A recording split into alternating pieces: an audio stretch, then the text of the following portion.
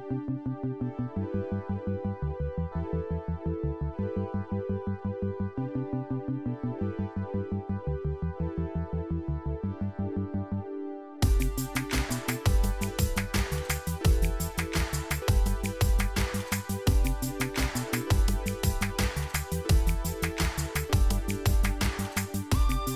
everyone and welcome. I hope you can all hear me.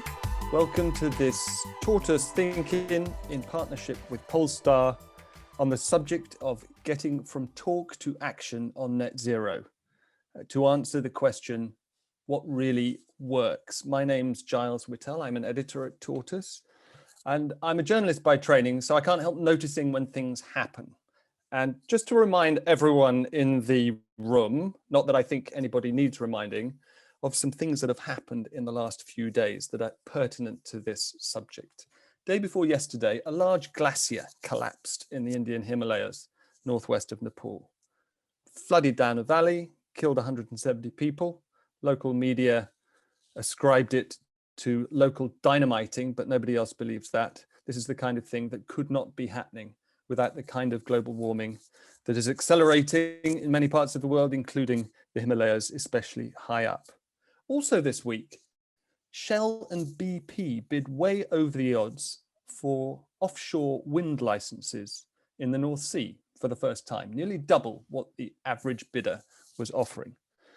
Elon Musk, who's been in the news too much recently, offered $100 million for the next generation of carbon capture technologists.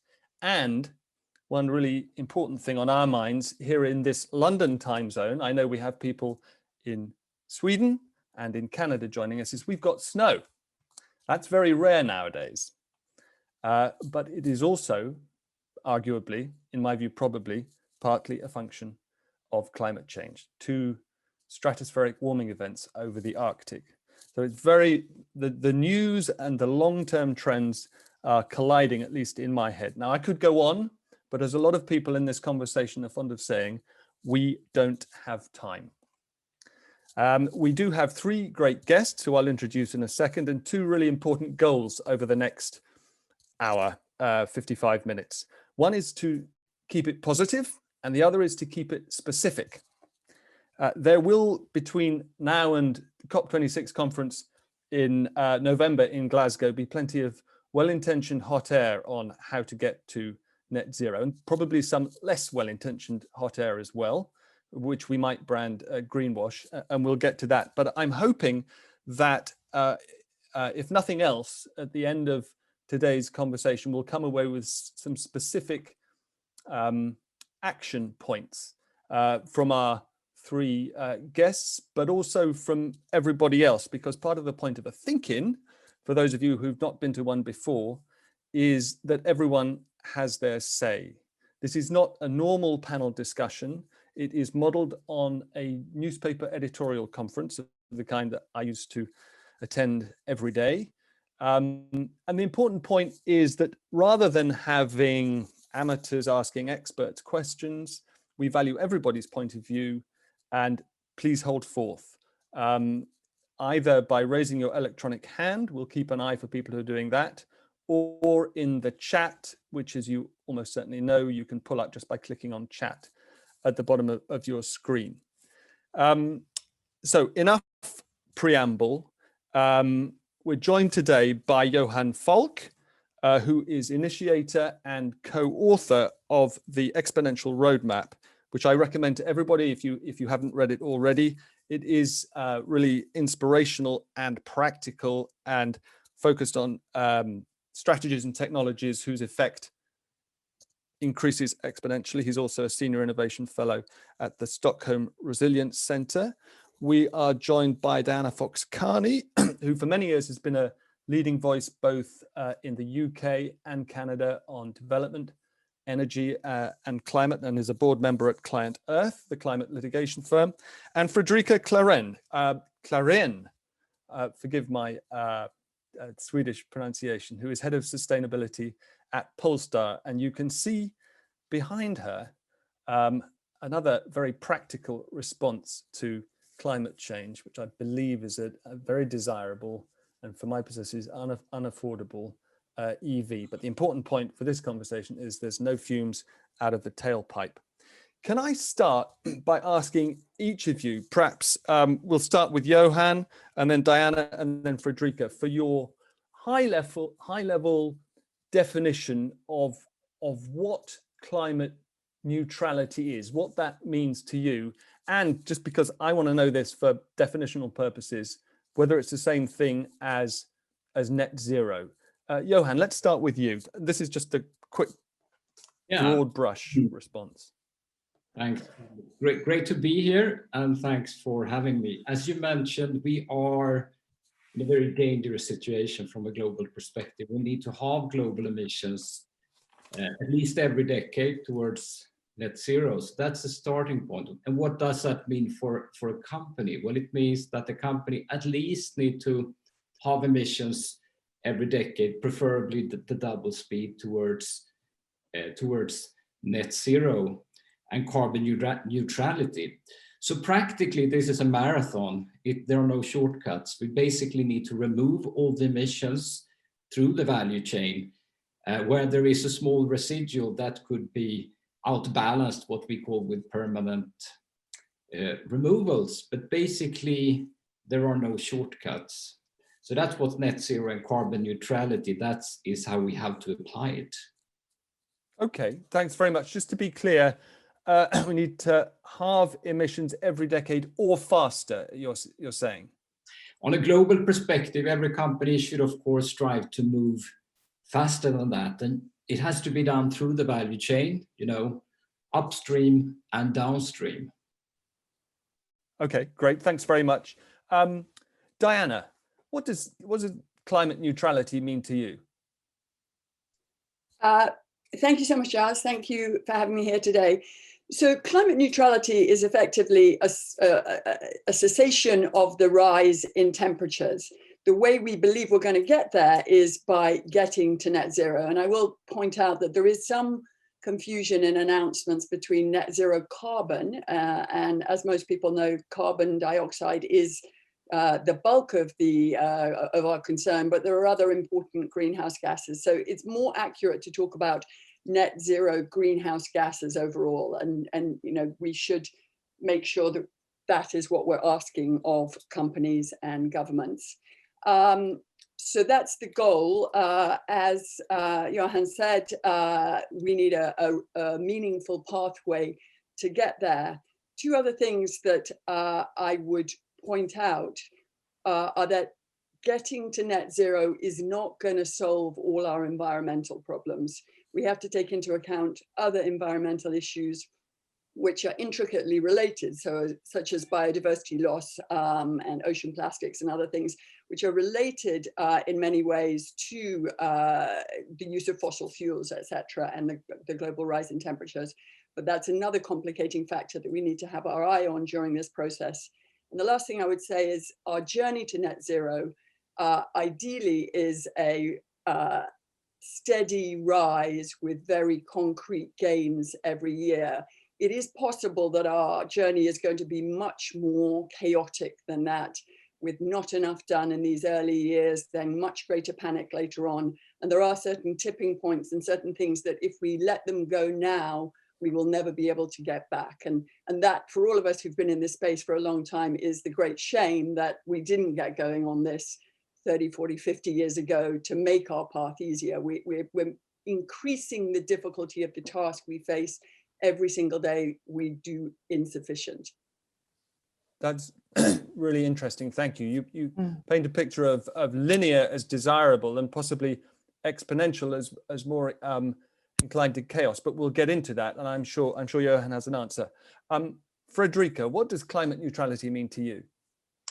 Well, I've worked in consumer-facing companies for many years, and for me, I really want to have a message that comes across to the consumer. And of course, it's really important that we use the right definition and that we adhere to net zero, absolutely. But I think for a consumer, it's really easier to understand when we talk about climate neutral. And for me, climate neutrality is a point where we as a society can prosper, where we have no negative impacts due to the businesses that we have on this planet, on the climate. And also connecting to what Diana says, I think that if we have taken climate action, we will also see positive effects on other environmental issues. And in a climate neutral future, we have embraced circularity fully. So that is what I think of when I think of climate neutrality. Okay, thanks very much. That's really helpful. No negative impacts. It reminds me of the film title, Leave No Trace, which of course is also what you see on the foot of trails leading up into the Sierra Nevada in California. Much easier to leave no trace as a hiker than an industrial society. Johan, let me come back to you. Tell us a bit about what the Exponential roadmap is supposed to do, what its aim is, and specifically, if you feel that it's sort of at the core of it, what the role within your program, which is very, very specific, and as I say, I commend it to everybody, what the role is of science-based targets. Yes, thanks for that. Yeah, the background to the first Exponential roadmap was announced at the Global Climate Action Summit at 2018 with Johan Rockström and Christiana Figueres. And the background for that was that, as I said, science states we need to halve emissions every decade. And we realize, of course, that the first halving is absolutely critical. It's the most important. It's actually the next 10 years. Then we need to continue to halve. And the background was to really figure out, do we have the solutions which can take us to the first halving? So that's what the Exponential roadmap is about. And the conclusion is basically, yes, these solutions to take us to the first 50% does exist, which I think is sort of a very important statement. That is our view, but they won't happen automatically. They need to be accelerated exponentially. And we do that through climate leadership from companies to get a critical mass of companies, cities, and citizens actually driving supply and demand, from strong policy, from finance shift, and from technology. So that's basically the statement. We believe it is achievable. It's an enormous challenge. And from our yes, for making notes, there are 4 pillars, aren't there? There's leadership and the community and movements. There's policy. There's technology, and what's the 4th? It's finance. Did we mention? Finance. Sorry, yes. So we call these accelerators. So even if these solutions exist, electrical vehicles is on an exponential trajectory, and just with the right policies, we believe we can reach 90% of new sales by 2030 if we apply exponential thinking and sufficiently sharp policies. That's an example. But some of the other solutions, like circularity and fossil-free materials, they need to be accelerated, not at least through policy, because they are not on the same trajectory. Okay. So we've got some parts of the system already on an exponential trajectory, but not necessarily delivering the biggest aggregate reduction in carbon that we need.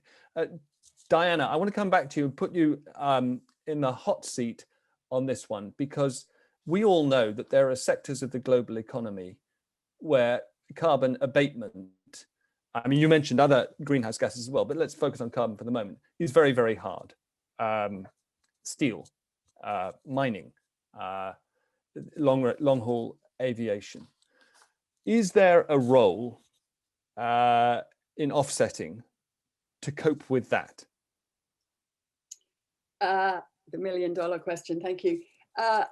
Yes, if you want a short answer. I think there's a role for offsetting in the journey to net zero for companies that will ultimately make it in their own operations. And there is a clear need for reductions and verified reductions, and a plan that only uses offsetting for that residual rump until perhaps the technologies or systems enable them to be net zero in their own operations.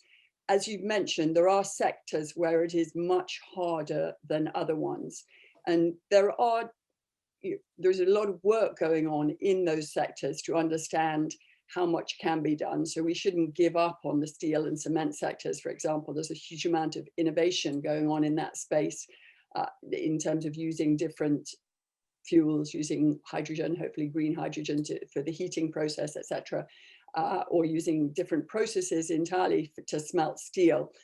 However, I think there is general agreement that there will be certain amount of emissions left over that we will not be able to get rid of, in which case we need to have some offsetting, and that can take different forms, and we can get into that later on if you wish. The most obvious solution, or not, it's a very difficult solution and a costly solution, but the ideal solution is we could just suck that residual carbon dioxide out of the air when the air is in dispersed form.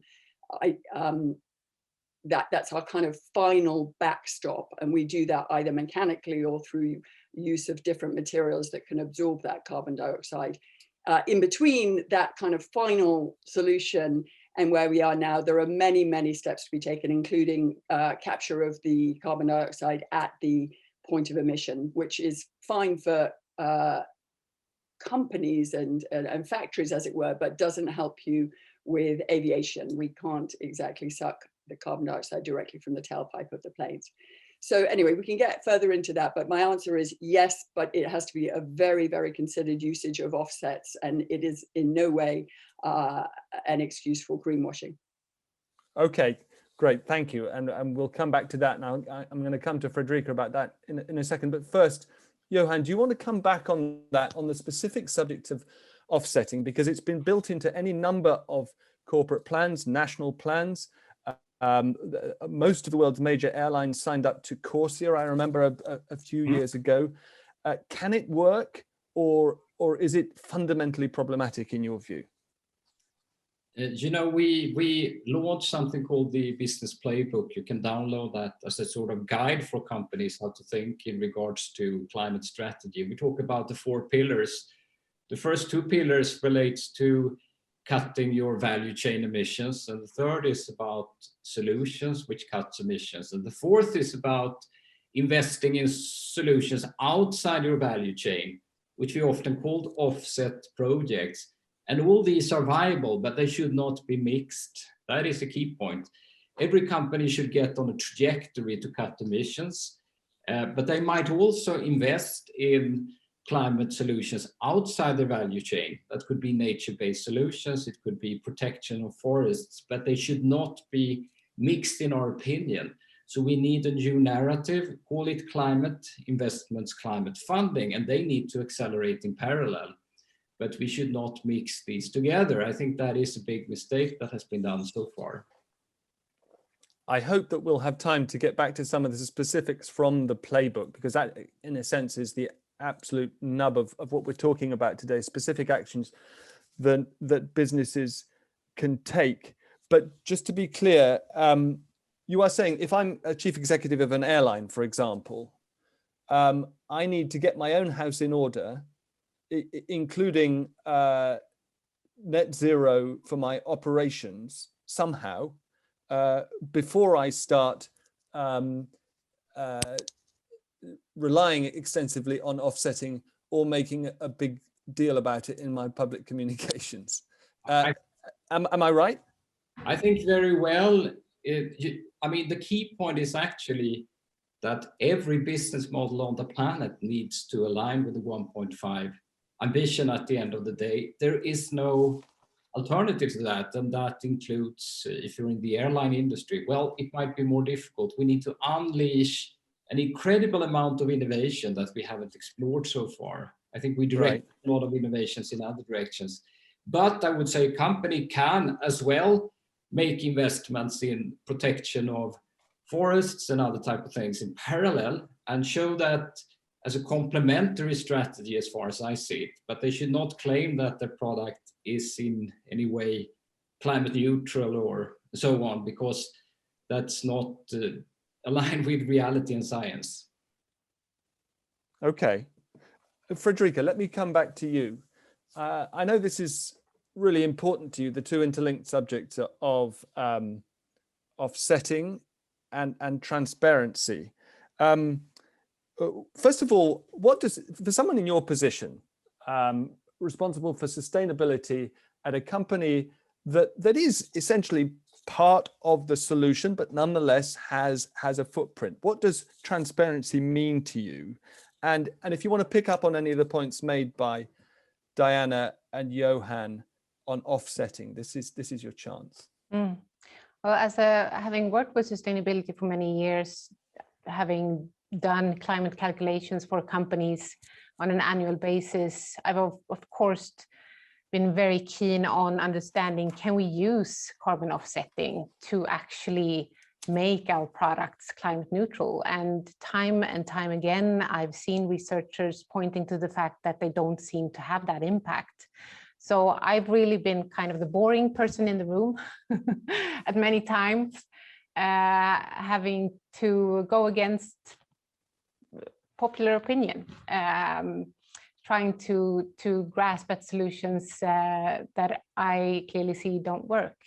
For me, it's really important to build a climate agenda that is fully transparent so that we can actually talk about what will have an impact.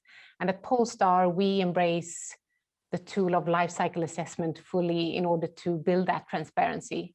So for Polestar 2, for example, we see that what really matters is getting to work with the materials, with our suppliers, to ensure that the materials have a neutral carbon footprint someday in the future, hopefully sooner. And also to look at how is the car utilized.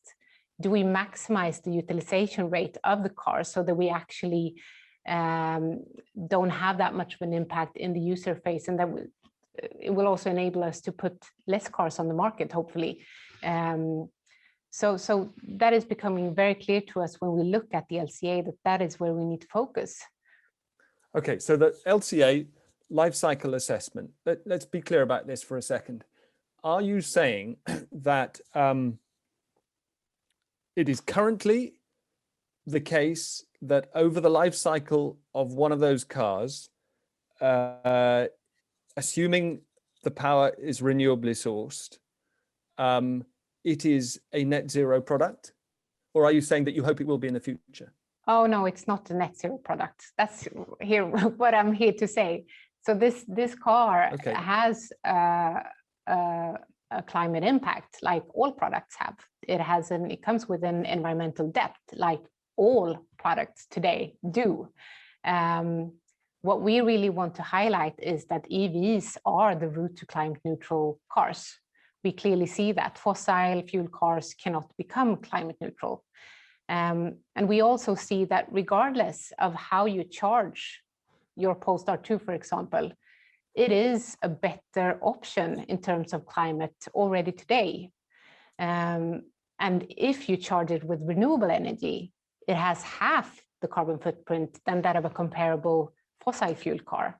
Right. Which is really interesting because we want to talk about the carbon law today, halving the emissions during the coming decade or the decade that we are in, regardless if we are a company or a private person. As a private person, you can actually do the choice today if you need a car and you are in the situation where you need to buy a new car.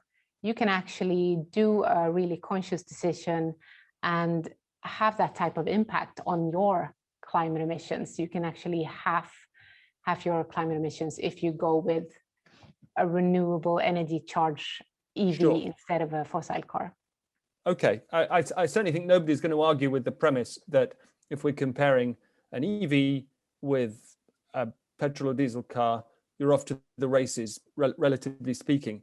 Harrison Brewer, who's one of our old tortoise moonshotters, is saying in the chat, he doesn't, I wouldn't say that EV is a mass carbon solution.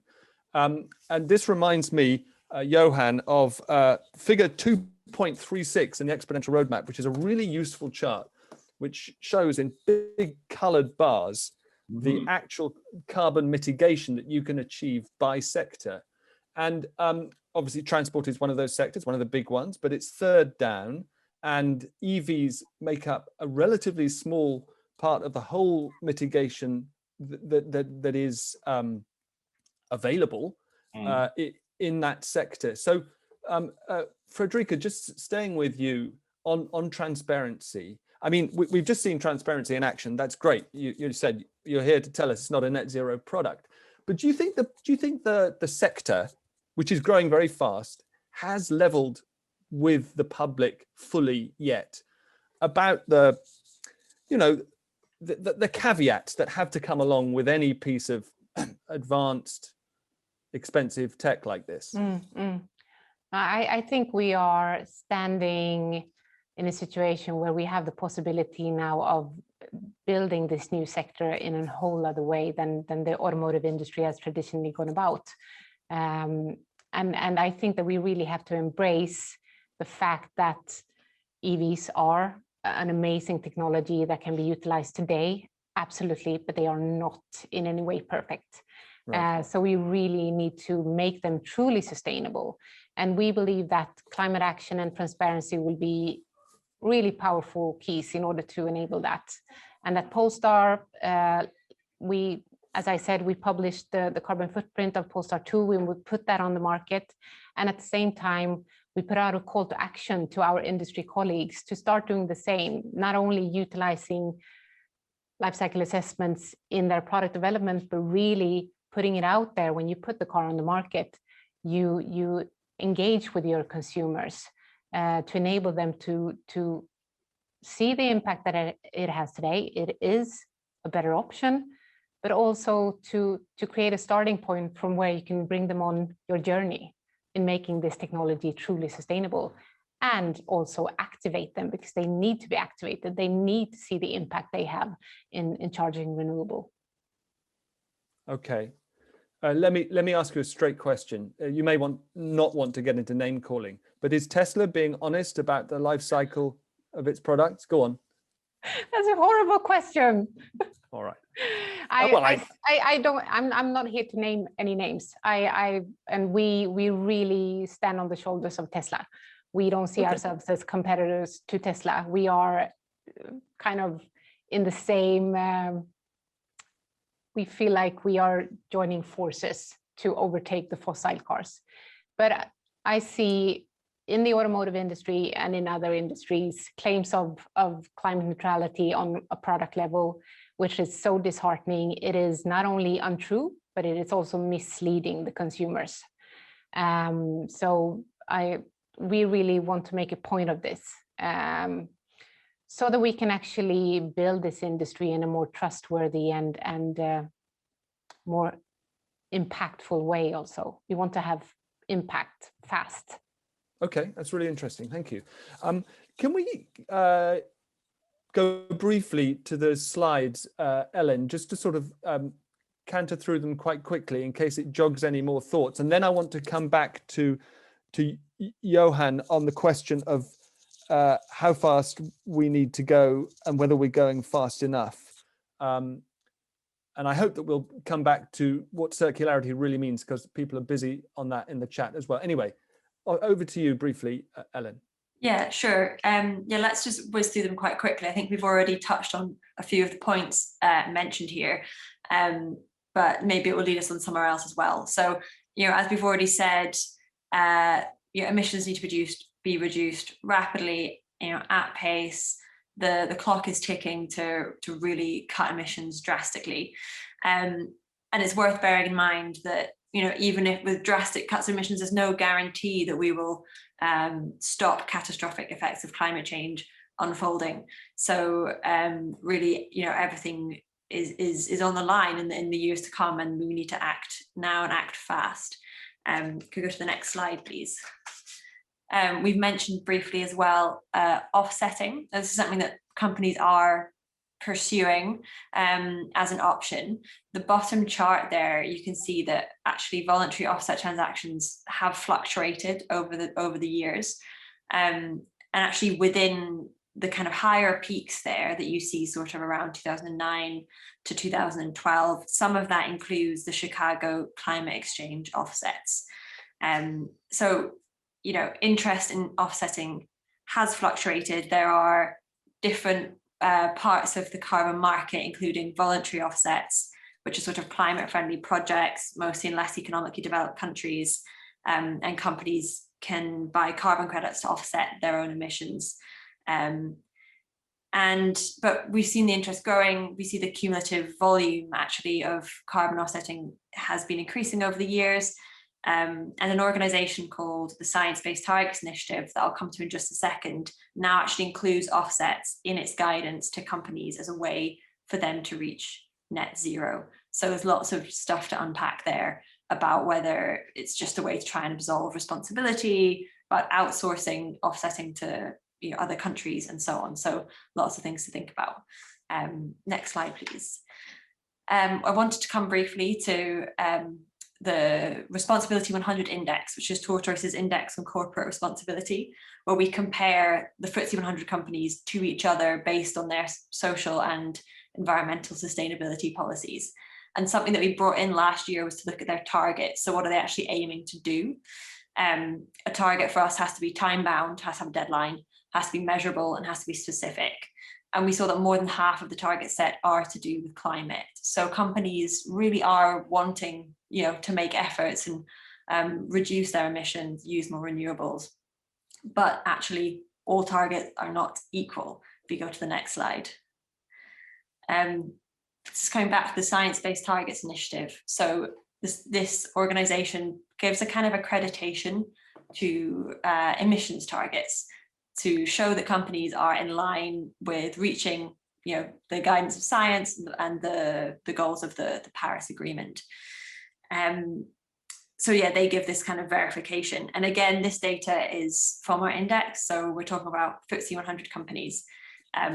Of that 100, 64 are not even thinking about developing targets in line with the science. 14 are developing them, but haven't set them.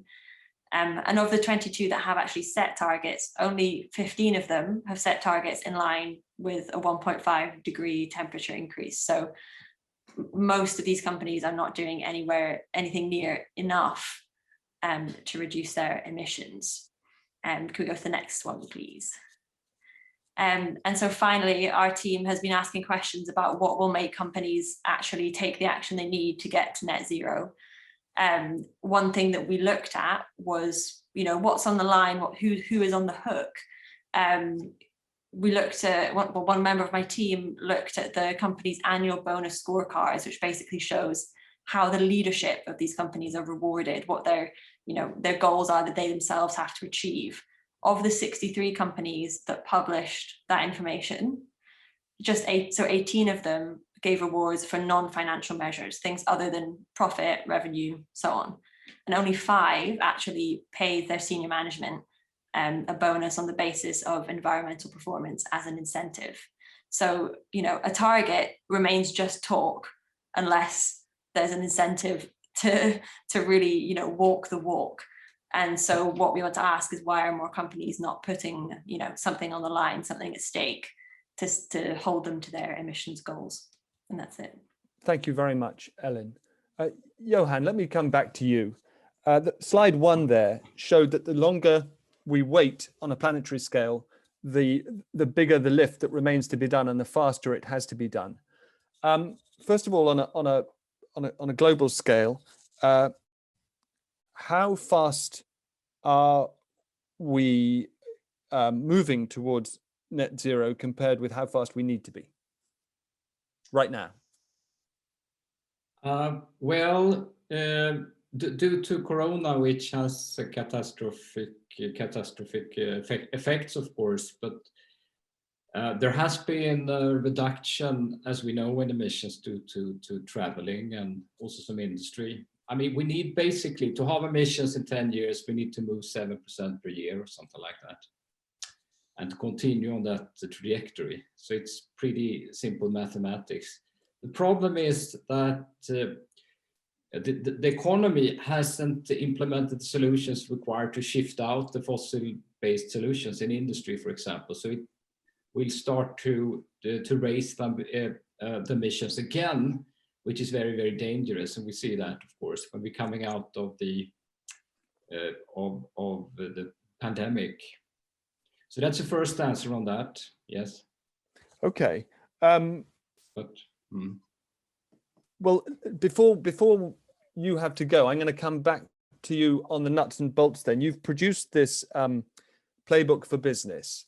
Yes. Steps that businesses can / must take to align themselves with 1.5 degrees of warming, with the Paris goals. Okay. What are the key 3 or 4 actions that businesses need to be taking now? Well, first they need to take a holistic approach. You know, it's not about. So we talked about these 4 pillars. First is about your value chain. Set a target which is aligned with science, and that means basically at least 7% per year. And that's not impossible. Every salesperson, if you worked in sales, you get a double-digit number. And I think it's just because these weak targets are very dangerous, and it's just because companies haven't integrated this fully in their strategy.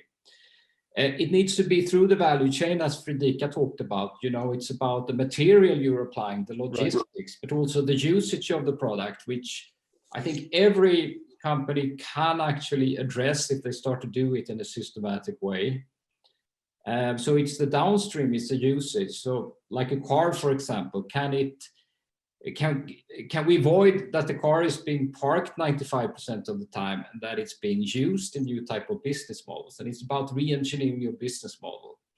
What we called, you know, offsetting projects. There are no problem with the project, but it shouldn't be mixed up. You need to do your own work, and then you can as well invest, of course, in nature-based solutions as an addition, but it should always be counted separately. It is not a way to solve your own problem. You need to decarbonize as quickly as ever possible. And then you can decide to invest in these projects, and they need to scale as well. So that could be a very good thing. But even more important, what I think can tip over development is what we call deep integration of climate in business strategy. It's basically that the companies going in the front line will start to outcompete the other ones, the fossil-based companies. Mm-hmm. We see that in EVs, we see it in energy. I mean, Tesla is a good example in terms of valuation and next energy. And I like to see that in every industry. And then I think we'll reach a tipping point where you basically will be outcompeted if you're doing it in the old way. And at that point, do the very hard to abate sectors, mining, steel, cement, are they sort of, if you take a global vision, do you compartmentalize them and say, we will do our best technologically to find, you talked about unleashing tremendous technological change for long haul aviation, for example. But, you know, we'll do our best to abate that, but we're making such progress in all the other sectors that it's manageable. Is that the overall view? No, that's not the view. We need to go in all sectors in parallel, and all sectors need to do their work. Otherwise, we need to, unfortunately, decrease demand of such services which threaten humanity. I mean, that is the only solution.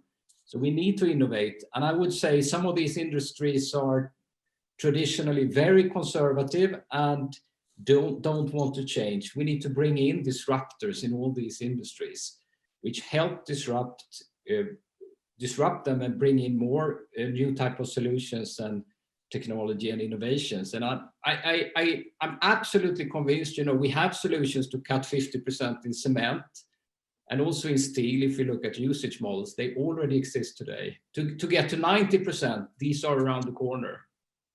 So it's about setting the right policies, incentives, and stop subsidizing the fossil industry and get the entrepreneurs moving in the right direction.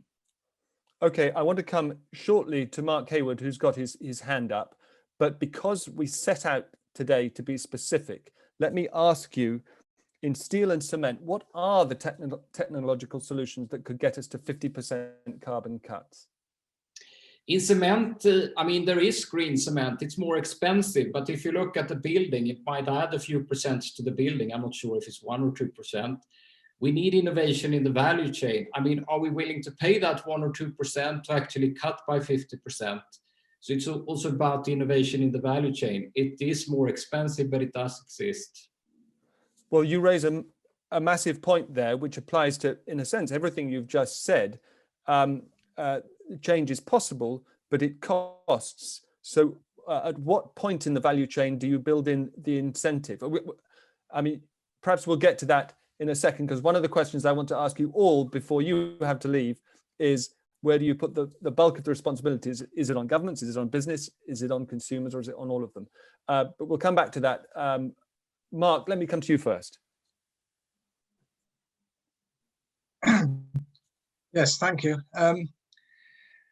What's bothering me about the whole process of tackling the climate change is that clearly we're going to need to make radical changes to what we produce and how we produce it.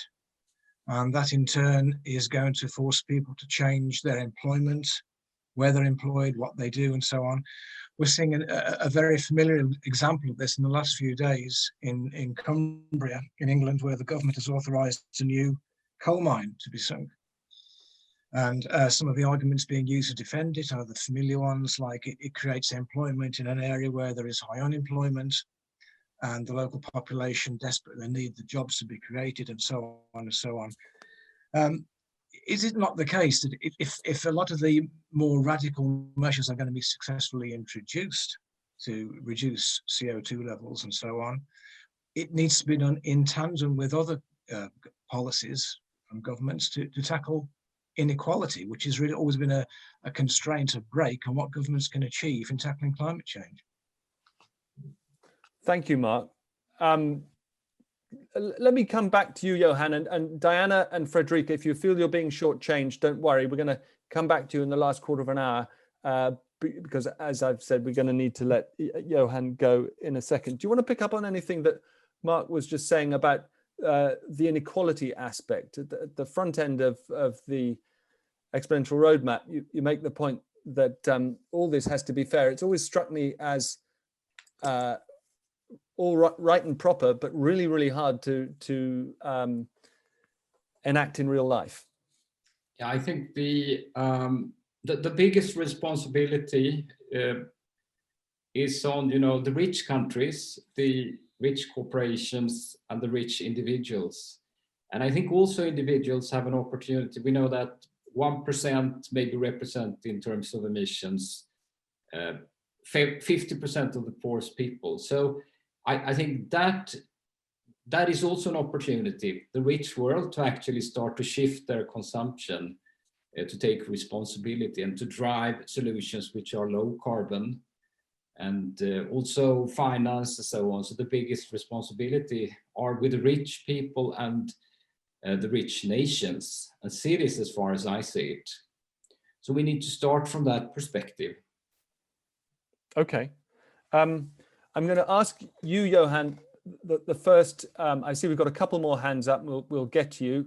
But before you go, Johan, we need from you your one call to action, your specific recommendation for businesses, and your assessment of who the bulk of the responsibility falls on, whether it's government, consumers, or business. And on the first of those, with respect, I want to put it to you that taking a holistic approach may mean lots of very concrete things to you and others in the space, but to sort of amateurs like me looking on from outside, I want to hear something more specific than that. Okay, as a company, you could look at your complete footprint, and you can immediately set a target to start to halve your impact, in terms of electricity, in terms of materials, in terms of, so that would be my first action as a company. And don't say 10 years, you can maybe do it in 5 years or 4 years, then you're part of the movement. Okay. And going in the front line. Okay. Look at your foot, do an audit, in other words. Pardon? Do an audit. Well, now basically make an estimate of your footprint, set targets, and move to action immediately. You don't have to work on your targets for 6 months. It's basically straightforward for every company. Make an estimate, set the direction and get moving like you would do in any type of business. Don't overcomplicate it, and then you can fine tune your measurements. Okay, fair enough. And the second question, who is most responsible for making exponential change happen in this space? Governments, businesses, or consumers?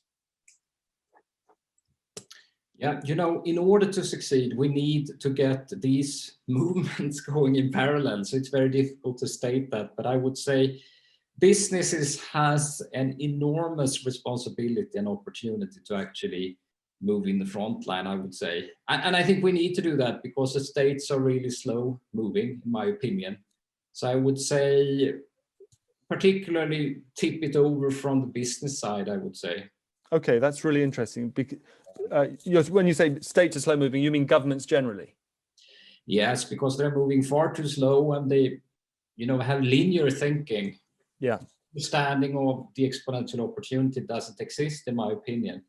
And I think if we get a race to the top among companies, everyone will fear to lose out, basically. So we need to turn it from a burden to actually an opportunity for companies to move forward, because this is the only way to grow a company the next 10 years. The fossil path is and will be closed.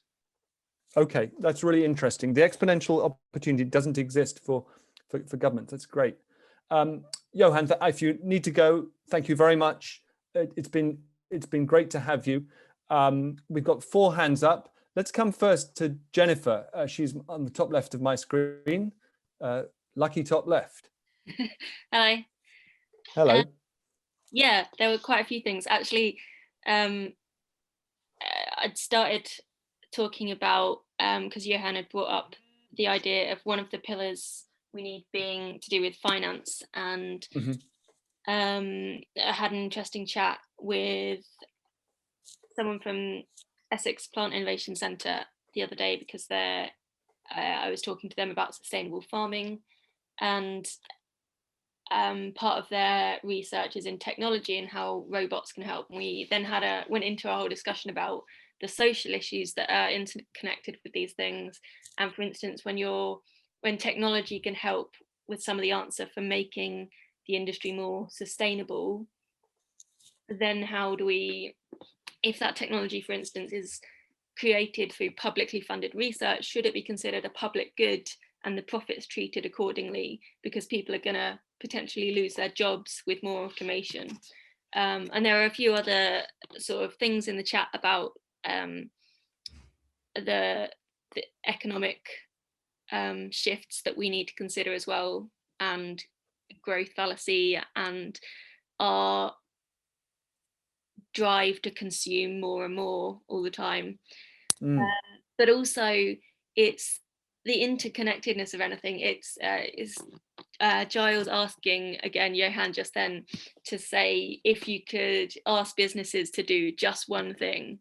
And that's a thing I'm going this afternoon. I'm writing a blog post about sort of campaigning and that frustration with always being asked, hey, if you could change just one thing. And it's like, I need more than just one thing to change, because everything is it's a system and it's so interconnected that you change one thing and it affects other things. And sometimes governments can use that as an excuse not to take any action at all, because they say, well, if we do that, this is going to happen. And it's, yeah, you need to address that as well. It needs to be treated in a systematic way, and the solutions need to be systematic. So just one thing is, yeah. That's a great point, and I consider myself chastened there, but much more importantly, yes. Yeah, it's a general, it's a journalistic question that is quite often used. Yeah, Katie's saying in the chat, I think Jennifer has politely disagreed with you. Yeah, spot on, and she's in the right. Let's come quickly, please, because I do want to get back to Fredrika and Diana in the order in which they appear on my screen. To Eric, what did you want to say?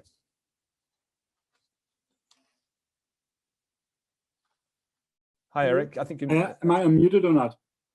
Yeah, you are now. Okay, great. Well, just quickly, I put in the chat, I work for the National Library of the Netherlands, living in the Netherlands, and very happy to be here. Great conversation. In my view, like I said, you asked the question, which should we address first? I think we should address all. And I think basically we have to involve as many people as we can. And I think public libraries are definitely the outreach for that. I know a few examples here, very concrete, that people in the cities do citizen science. They made in their maker spaces these boxes. They measure the air pollution, and they get companies involved. They show where it is healthier to live than other places, and they put a pressure on companies to do a better job. And I think that overall, and I totally agree with Jennifer, we need sort of awareness that we decide on what society we want to live for a large part. Maybe get people to talk about that, to be involved about it, to invite speakers as you do over here on another level, maybe. I think in the chat you'll find a library map of the world full of great stories. And I think we need to involve as many people as we can. That's just basically what I wanted to say, because there's many others out there. So I'll shut up. Okay, no, great point. There's nothing so hard to measure or as valuable as awareness. Bruce and then Jelena, and then we'll come to back to Diana and Fredrika. Bruce. Hi, yeah, it was a point around this, where do we start and whether businesses are faster than states. I think the thing we need is an innovation in terms of the way we think about democracy. I was struck by two things. Firstly, that the GM ad that they ran in the Super Bowl, that's entirely down to the fact that Biden's in the Oval Office. So businesses will react fast if states move. I think the other bit though is I'm thinking about the Handsforth Parish Council. You might need to explain that very briefly for anyone who's tuning in from Sweden. Yeah, so this was a parish council meeting that went viral where they just argued about process for an hour and bullied the poor woman who was trying to administrate the whole thing. I've sat through meetings like that when we were trying to do in the early days of wind power. The barriers here are as much about what people think and consent to in their communities as it is what businesses do. But I think they're kind of linked. And I think for me, finance is the link. What you invest in is as much a political act when you're talking about sustainability as it is a financial calculation. And I think sometimes we pretend it's just about financial calculation.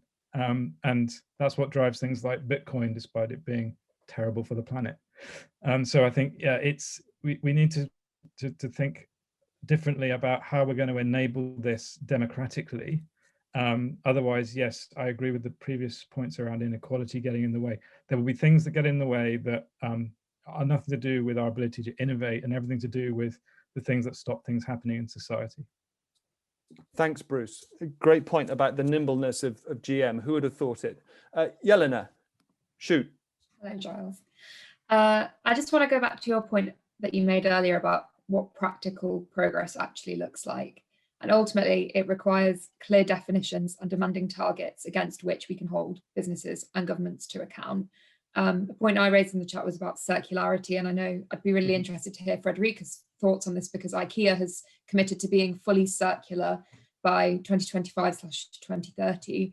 But what exactly does circularity mean when you unpack it? Even recycling is part of the linear economy, because you're not looping the material at its highest value, it's still getting degraded. And ultimately, being zero waste isn't good enough to be circular. We're going to have something ridiculous like 400% resource overuse by 2050. So it's not just about the good at the end. Sorry, what does resource overuse mean? Well, 400% resource overuse effectively means we're going to need 4 planets worth of resources if we want to continue consuming at our current rate by 2050, which we don't have. So it starts really, it's not just a holistic process in that it involves the whole supply chain. And I'm really glad that Johan and Jennifer both picked up on that. But it starts with design. How do you design a product so that it can be fully reused and therefore you can use it on these platforms, whether it's like sharing or product as a service, rental goods? That's only really feasible if you have a good that's durable. Okay, so it starts right at the beginning of the chain. Thanks, Jelena. Sorry to cut you off.